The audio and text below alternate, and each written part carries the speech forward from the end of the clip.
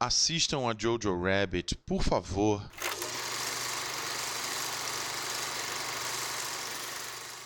Olá, gente, sou eu, Fábio Guimarães, esse é o Momento Cinema, e hoje eu vim trazer mais um dos indicados ao Oscar de Melhor Filme 2020, o Jojo Rabbit. Esse filme que conta a história desse menino Jojo, que vive na Alemanha nazista no final da Segunda Guerra Mundial, e pela massificação dessa ideologia, ele acredita que o nazismo é a melhor forma de governar uma sociedade. Ele se torna aficionado pelo regime. Em contrapartida, sua mãe, que é uma pacifista que acredita numa Alemanha livre. A narrativa toma tons interessantes quando Jojo descobre Elsa, uma jovem judia que está sendo refugiada na sua própria casa. Isso tudo mediado por um Adolf Hitler imaginário que ele cria para tentar transpassar os seus próprios medos com a ideologia que esse líder horrendo defendia, para que ele pudesse ser imbuído ainda mais que aquilo era correto. Eu não vou colocar nada abaixo da média, e o que eu vou colocar na média é simplesmente a vontade de ter conhecido mais alguns personagens coadjuvantes. Por exemplo, a Elsa, essa jovem refugiada, queria ter conhecido um pouco mais do passado dela. A gente só descobre um ponto, que era um antigo namorado. Onde estão os pais? O que aconteceu com a família? Ela fala muito rapidamente. A gente queria ter visto mais. É a vontade de conhecer mais os personagens.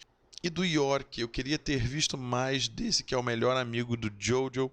É um personagem super delicado, sensível, infantil, mostrando que mesmo numa cena horrenda que o Waititi bota no filme, um diálogo entre ele e o Jojo, ele ainda está olhando aquilo tudo com a inocência de uma criança.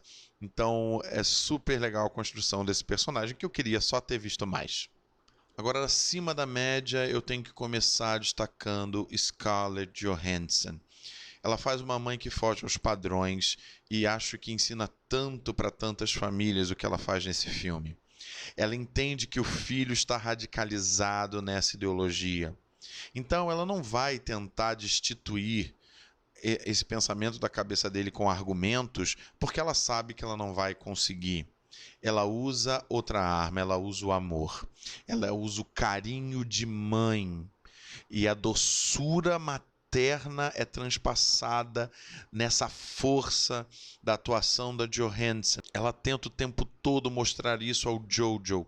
É assim que eu vou conseguir trazer você de volta, na fé de uma mãe em que ela mesma fere no filme. Eu vou trazer o bom e velho Jojo de volta, aquela inocente criança que simplesmente quer brincar e tirar esse horror da vida dele.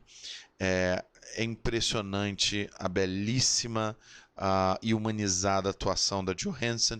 Ainda fico acreditando num possível empate de atriz coadjuvante entre ela e a Laura Dern. Ela merece muito.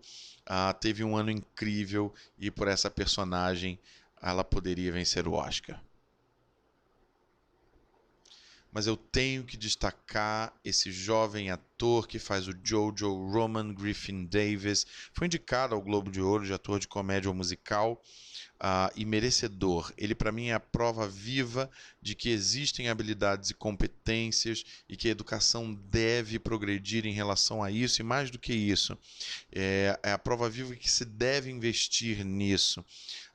Que incrível ele faz, as facetas que ele usa para mudar a expressão do pensamento do Jojo, que é simplesmente uma criança, e ao mesmo tempo que a gente vê a ideologia escapando dele, a gente vê o olhar infantil de quem não está entendendo nada de uma criança.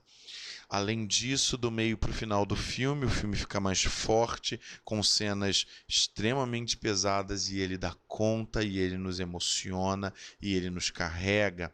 Na relação que ele cria com a Elsa, ele vai entendendo que ele tem que fugir daquela realidade para que ele possa amar, que era aquilo que a mãe dele tanto o colocava. Então é brilhante o trabalho do menino, que sem dúvida tem um futuro muito promissor na indústria.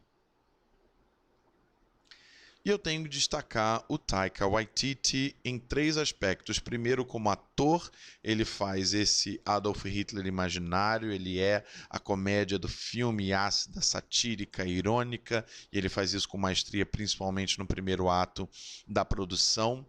Mas eu tenho que destacar também o Taika Waititi, roteirista que acabou de vencer o sindicato dos roteiristas com o roteiro adaptado. O roteiro realmente é muito bom, ele faz construções narrativas brilhantes e, mais do que isso, ele usa muitas vezes simplesmente a imagem para demonstrar tudo aquilo que o Jojo está sentindo naquele momento do filme. E isso é realmente a mão do roteirista, dizendo: eu não preciso de falas, eu preciso mostrar. E esse planejamento ele faz muito bem. E a gente sente o horror ali muito presente. E eu quero destacar o Taika Waititi, diretor desse filme. Ele que dirigiu comédias com ação, como, por exemplo, Thor Ragnarok.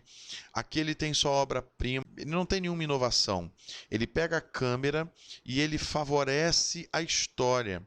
Ele favorece o objetivo, primeiro, de transpassar como aquela ideologia para o Jojo no início é tão boa, é tão libertadora, e ele vai diminuindo a câmera, ele vai colocando a câmera mais claustrofóbica, dando o incômodo do próprio Jojo, e aí ele aumenta essa percepção na construção da relação do Jojo com a Elsa, até ele expandir no final com tudo o que o Jojo precisa aprender com aquilo, e principalmente abrindo cenas na visão do Jojo, daquele horror que ele está vivendo, né? E com algumas escolhas muito especiais em cenas que poderiam ser muito fortes.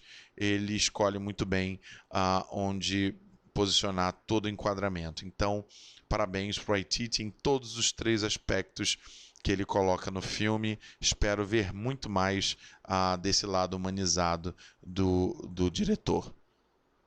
Lembrando que Jojo Rabbit tem 6 indicações ao Oscar: melhor montagem, melhor design de produção, melhor figurino, melhor roteiro adaptado para o Waititi, melhor atriz coadjuvante para Scarlett Johansson e, claro, melhor filme. E eu quero terminar o programa justificando o título do mesmo. Em tempos em que tolerar é intolerante, o filme mostra pra gente como a inocência, e não vou nem falar aqui só de criança, a inocência, o conceito de inocência é algo tão perdido hoje, e como essa ideologia da falta de inocência quer tanto ser infiltrada nos nossos corações, e a intolerância se tornar algo plausível e forte dentro da sociedade. E aqui eu não falo em aspecto político nenhum, eu falo de sociedade. É importante a gente lembrar que os amores naturais e os amores construídos, como o da mãe e da Elsa, a refugiada, na casa do Jojo, respectivamente, como essas são as respostas.